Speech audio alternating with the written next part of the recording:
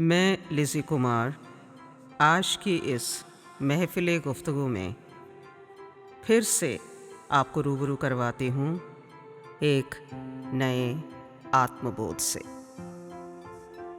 ओफ़ो! फिर फँस गया। ये शादियों का मौसम ही कुछ ऐसा होता है।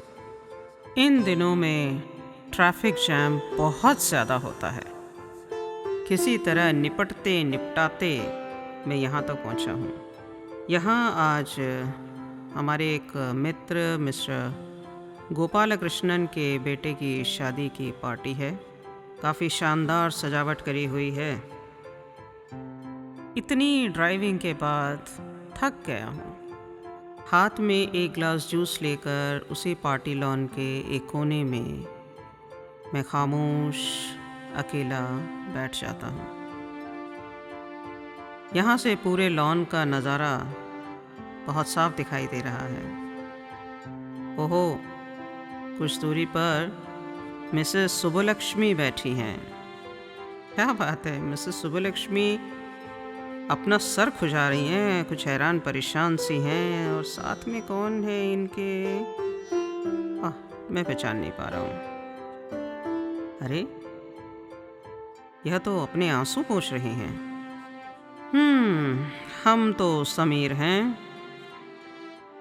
चलिए चलकर मिसेस सुब्बलक्ष्मी से मिलते हैं। मिसेस सुब्बलक्ष्मी को मैं कुछ सालों से जानता हूँ। उनके पति एक नामी गिरामी वकील हैं। एक केस के सिलसिले में इनसे मिलना हुआ था, लेकिन आज इनको परेशान देखकर जहन में बहुत से सवाल आ रहे हैं। हम आदत से मजबूर, हम तो बात अवश्य करेंगे। आओ दोस्तों, आज की इस महफिली गुफ्तगू में आपका स्वागत है। Hello Mrs Subbulakshmi. Mrs Subbulakshmi अपने आप को संभालते हुए एकदम से घबराती हुई खड़ी हुई और मुझे देखकर थोड़ी सी सकपका गई, क्योंकि वो खुद नहीं समझ पा रही थी कि वो मेरे इस हेलो पर क्या जवाब दें। किसी तरह मुस्कुराई वो, और उनकी उस ज़बरदस्ती वाली मुस्कुराहट देखकर लगा कि सचमुच आज तो बात करनी ही पड़ेगी। बैठिए मिसेस सुब्बलक्ष्मी, आप खड़ी क्यों हो गई? बैठिए ना। मैंने आपको वहाँ बैठकर देखा तो मैंने सोचा आप बैठे हैं, आपसे थोड़ी सी बातें ही कर लें। और कहाँ हैं आपके वकील साहब? हाँ, समीर वकील साहब यहीं कहीं हैं, यहीं दोस्तों में कहीं मसरूफ़ होंगे। और बताएं समीर, आप कैसे हैं? मैं बहुत बढ़िया। और बताएं मिसेस सुब्बलक्ष्मी, क्या चल रहा है? कुछ खास नहीं समीर, बस खींच रहे हैं अपने दिन। क्यों, क्या बात है? समीर, तुम्हें तो मालूम ही है, इस कोविड के चक्कर में जो लॉकडाउन हुआ, इस लॉकडाउन में वकील साहब का काम बहुत स्लो डाउन हो गया और हम लोग काफ़ी ज़्यादा फाइनेंशियल क्राइसिस में आ गए और हमें अपना मकान बेचना पड़ा। ओहो, I am so sorry Mrs Subbulakshmi, सुनकर बुरा लगा। हाँ समीर, यही बात तो मैं अपने घर में लोगों को भी समझाती हूँ कि मुझे अब बहुत बुरा लगता है। मैं समझ नहीं पा रहा हूँ आप क्या कह रही हैं मिसेस सुब्बलक्ष्मी। है ना समीर, अब देखो मेरा अपना घर था, अपने मन से सजाती थी, अपने मन से संवारती थी। पता है, मेरी वो जो रसोई की खिड़की के बाहर ना एक छोटा सा पीपल का पेड़ था, और उस पेड़ पर ना पंछियों ने घोंसला बनाया हुआ था। मेरी सुबह बहुत शानदार रहती थी। ऐसे ही न मालूम कितना कुछ था वहाँ। एक आंगन था, उस आंगन में मेरे पास 2 अमरूद के पेड़ थे। मैंने बहुत सारी सब्जियाँ बो रखी थी। एक एक सामान मैं सहेज सहेज कर अपना घर में रखती थी। समीर, मुझे घर संवारने का बहुत शौक़ है। और पता है, जब से मेरा मकान बिका है ना, मैं बहुत बुरा महसूस करती हूँ। लेकिन एक बात बताएं मिसेस सुब्बलक्ष्मी, आपको बुरा क्यों लगता है?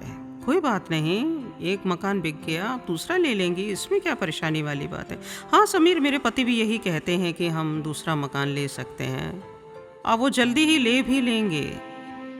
लेकिन सच बताऊँ ना, अपना घर अपना ही होता है। अब जब तक मेरा अपना घर नहीं बन जाता तब तक की बेचैनी का क्या करूं? क्यों इसमें बेचैनी वाली बात मैं समझ नहीं पा रहा हूँ, है ना? कहीं भी जाती हूँ, अभी देखो थोड़ी देर पहले एक रिश्तेदार आया हमारे, कहने लगे ओहो सुबह तुम्हारा मकान बिक गया। सुन के बहुत बुरा लगा। पता है समीर, जब लोग इस तरह से बात करते हैं ना तो मुझे तो रोना ही आ जाता है। और अब मैं उम्र के इस पड़ाव पर आकर बेघर हूँ। अरे नहीं नहीं, ईश्वर ना करे आप बेघर हो मिसेस सुब्बलक्ष्मी, आप ऐसा ना कहें। आपके पास घर है ना, अभी आप कहाँ रह रही हैं? मैं यहीं रह रही हूँ, किराए के मकान में रह रही हूँ। और मुझे बिल्कुल नहीं अच्छा लगता, ये अपना घर थोड़ी ना है, यहाँ कुछ भी करने का मन नहीं करता। बस ऐसे ही सुबह होती है, शाम होती है ऐसी ही ज़िंदगी तमाम होती है। समीर, बहुत बुरा लग रहा है। अच्छा बताओ, क्या चीज़ है जो आपको इतना सता रही है? समीर, पता है हम लोग जिस समाज में रहते हैं, इस समाज में अपना घर होना बहुत ज़रूरी है। अगर आपके पास अपना घर नहीं है तो लोग आपको नीची नज़रों से देखते हैं, और मैं ऐसी नज़रों को आजकल बहुत झेल रही हूँ। ओके। और समीर, जब लोग इस तरीके से सवाल करते हैं ना तो ऐसा लगता है कि कहाँ मुँह छुपाऊँ और किस तरह से अपना गुस्सा जताऊँ, किस तरह अपने गुस्से पर नियंत्रण करूँ, कुछ नहीं समझ में आता, और फिर सर पटक कर मैं रोने बैठ जाती हूँ। कोई बात नहीं, कोई बात नहीं, सब ठीक होगा। अब मुझे ये बताएं कि आपके समाज में जहाँ आप रहती हैं, वहाँ क्या सब लोगों के पास अपने मकान हैं? हाँ, ज़्यादातर लोगों के पास अपने मकान हैं। ओके, तो ऐसे लोग भी होंगे जिनके पास मकान नहीं है? हाँ हाँ, बहुत से लोग हैं जिनके अपने मकान नहीं हैं, वो लोग किराए पर रहते हैं। ओके, तो आपको क्या लगता है, वो लोग खुश नहीं हैं? हाँ, देखने से तो सभी खुश दिखते हैं। फिर आप क्यों दुखी हैं? यही तो समीर, मैं खुश नहीं हो पा रही हूँ, लेकिन कुछ तो वजह होगी। आपको क्या लगता है, जो लोग किराए के मकान में रह रहे हैं या जिनके पास कम पैसे हैं, वो किसी तरह गुजर बसर कर रहे हैं, वो लोग खुश नहीं हैं? हाँ समीर, होते हैं, लोग खुश होते हैं। फिर देखो समीर, एक बात मैं आपसे यहाँ पर कहना चाहूँगी कि ऐसे लोगों के पास दो ऑप्शंस होते हैं। या तो वह इस बात में तसल्ली किए बैठे होते हैं कि आज नहीं है हमारे पास मकान, कल बन जाएगा। और एक दूसरी कैटेगरी के लोग होते हैं जो ऐसा सोचते हैं कि कोई बात नहीं, मकान नहीं तो क्या हुआ, आराम से रह रहे हैं, सुकून में रह रहे हैं, ना कोई प्रॉपर्टी टैक्स भरना है, ना किसी बिजली का बिल भरना है, जो भी है मकान मालिक को एक बार किराया दे दिया, कोई मेंटेनेंस का टंटा नहीं, सब सारे काम फटाफट हो रहे हैं, अपने सुकून से जी रहे हैं। समीर, ऐसी स्थिति में दो तरह की मानसिकता वाले लोग होते हैं, और इसी तरह की मानसिकता वाले लोग शायद अपने आप को खुश रख पाते हैं। फिर आप बताएं, आपकी क्या परेशानी है? यही तो समझ नहीं पा रही हूँ समीर। मुझे अपना घर चाहिए, बस मुझे इतना पता है, और बिना घर के मैं नहीं रह सकती। जब लोग मेरे से पूछते हैं, प्यार से कोई पूछता है ठीक है, कोई अपना है जो मेरे को समझता है, मेरी तकलीफ़ को जानता है, वो कोई प्यार से पूछता है, मैं समझ जाती हूँ कि उसके दिल में कुछ गलत नहीं है। लेकिन जब लोग ताना मार कर बोलते हैं ना समीर, तो बहुत बुरा लगता है। मिसेस सुब्बलक्ष्मी, अंग्रेज़ी में एक कोट बताना चाहूँगा मैं आपको। It isn't what you have or who you are or where you are or what you are doing that makes you happy or unhappy. It is what you think about it. मायने इससे कोई फ़र्क नहीं पड़ता आपके पास क्या है, आप खुद में क्या हैं, आप कहाँ हैं, आप क्या कर रहे हैं, क्योंकि कोई भी बात इस बात का निर्णय नहीं दे सकती है कि आप इससे खुश हैं या ना खुश हैं। हम खुश हैं या ना खुश हैं, ये हमारी सोच पर निर्भर करता है। हम किसी की ज़बान को कंट्रोल नहीं कर सकते। लोग आते हैं, बोलते हैं, चले जाते हैं। कुछ लोग खुश होते हैं, दूसरे को सताकर, ताना देकर। कुछ आपसे सच में आपके दर्द में शामिल होना चाहते हैं, उनको बुरा लगता है कि आपका घर बिक गया। तो दुनिया ऐसे लोगों से भरी पड़ी है, हर तरह के लोग हैं। So we can not control the world, we can only control our reactions to it. So happiness is largely a choice. It's neither right nor wrong. It's all about the state of your mind. सही कहते हैं समीर आप। अब मैं आपसे एक आखिरी सवाल पूछता हूँ, आप क्या चाहती हैं? सच बताऊँ समीर, मुझे अपने दिमाग में शांति चाहिए। मैं शांत नहीं हो पा रही हूँ। जब भी मेरे को अपने दिमाग में मेरे घर का ख्याल आता है, मैं परेशान हो जाती हूँ। सारा दिन तो इधर उधर के काम में मेरा किसी तरह निकल जाता है, लेकिन जैसे ही मैं सोने के लिए अपने बिस्तर पर पहुँचती हूँ, ये चीज़ मुझे बहुत हॉन्ट करती है, बहुत ज़्यादा मेरे को तंग करती है। ये जो विचार मेरे मन में बार बार उठते हैं और ये मुझसे ये कहते हैं कि सुब्बलक्ष्मी, तुम्हारे पास तुम्हारा घर नहीं है, लोग क्या कहेंगे, लोग क्या कहेंगे। मैं लोगों के जजमेंट से परेशान हूँ। अच्छा सुब्बलक्ष्मी, आप शांत कैसे रह सकते हो? क्यों, ऐसी क्या बात है? अगर मैं गुस्से में नहीं हूँ तो मैं शांत हूँ। It's as simple as that. चलिए, एक एग्जाम्पल बताइए रिसेंटली कि जब आपको गुस्सा आया हो। हाँ समीर, आजकल तो वैसे भी गुस्से के मूड में ही रहती हूँ मैं। अभी हाल ही की बात है, शाम को हम सब निकले कि चलो भाई आज बाहर खाना खाएंगे, और मेरा बहुत मन था चाइनीज़ खाने का। तो मैंने एक चाइनीज़ रेस्टोरेंट डिस्कवर किया और मैंने अपने हस्बैंड को बोला कि चलो हम इस रेस्टोरेंट में चलेंगे। और पूरे रास्ते में हस्बैंड को रास्ता बताती रही, बच्चे भी दोनों मेरे साथ थे। और इन लोगों ने मेरी बात नहीं सुनी। कोई कहीं घुमा रहा था गाड़ी, कोई कहीं घुमा रहा था, और घुमाते घुमाते घूमते घूमते पता नहीं किस तरह के एक रेस्टोरेंट में पहुंचे। और सच बताऊं, वहाँ का खाना बहुत बुरा था। मुझे वो ना तो रेस्टोरेंट पसंद था, ना मुझे वहाँ का खाना पसंद आया। और मुझे इतना गुस्सा आया समीर कि बस ऐसे ही 1-2 चम्मच खाना मुंह में डालकर मैं वापस चली आई। ओके, फिर क्या समीर, भूखी सो गई मैं? बहुत गुस्सा आया मुझे, मैं भूखी सो गई। मिसेस सुब्बलक्ष्मी, अब आप ये बताएं कि जब आप भूखी सोई तो नुकसान किसका हुआ? आपका हुआ या किसी और का नुकसान हुआ? हाँ, नुकसान तो मेरा ही हुआ समीर। तो क्या समझती हैं आप इस बात से? इस एपिसोड से आपको क्या समझ में आया?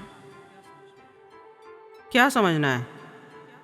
मेरे पास मेरा घर नहीं है और आजकल मेरा दिमाग बहुत ख़राब रहता है, बस इतना सा फंडा है। इससे ज़्यादा मुझे कुछ सोचना ही नहीं है समीर। बच्चे बड़े हो गए हैं, उनकी शादियां करनी है, अपना घर नहीं है यार। कहाँ से बच्चों को विदा करेंगे हम? कल को उनके लिए शादी के रिश्ते आएंगे, मैं क्या जवाब दूंगी उनको? ये हमारे पास घर नहीं है इतने सालों बाद भी।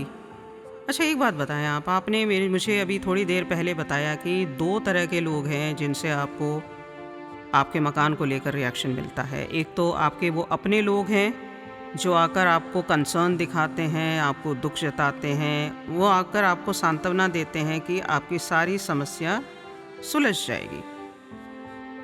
और एक दूसरी कैटेगरी के लोग हैं जो वो आकर आपसे इस तरीके से बात करते हैं आपका घर ना होने की वजह से, जैसे कि वो आपको ताना दे रहे हैं। अब आप बात को समझने की कोशिश कीजिए। दोनों तरह के लोग आपसे आकर एक ही बात करते हैं, एक ही मुद्दे पर बात करते हैं, और वह मुद्दा है आपका अपना मकान। हाँ समीर, लेकिन आप ये देखिए ना कि एक ग्रुप के लोगों के साथ आप शांत रहती हैं, जो आपके रिश्तेदार हैं, जहाँ पर आपको ये लगता है कि वो आपको आकर तसल्ली दे रहे हैं, आपको समझा रहे हैं, आपकी मदद करने की कोशिश कर रहे हैं, वहाँ पर आप शांत रहती हैं। लेकिन दूसरे ग्रुप के लोग वो भी आकर मकान के ही बारे में बात करते हैं, लेकिन आप उनके ऊपर गुस्सा होती हैं, नाराज़ होती हैं। So what is this? हाँ समीर, ऐसा होता है। तो आप देखिए ना, सिचुएशन एक है, बोलने वाले लोग एक ही टॉपिक पर बोल रहे हैं, लेकिन आपका रिएक्शन क्या है? आप अपनी इंटरप्रिटेशन चेंज कर रहे हैं। बदलते लोगों के साथ आप अपना इंटरप्रिटेशन चेंज कर रही हैं। मतलब आप एक ही मुद्दे पर एक ही बात पर, एक ही टॉपिक पर आप सेम इंटरप्रिटेशन नहीं दे पा रही हैं, सिर्फ इसलिए कि आपको ये लगता है कि जो लोग आपसे मिल रहे हैं वो अलग अलग तरीके के लोग हैं, सिर्फ इसलिए आपका इंटरप्रिटेशन बदल जाता है।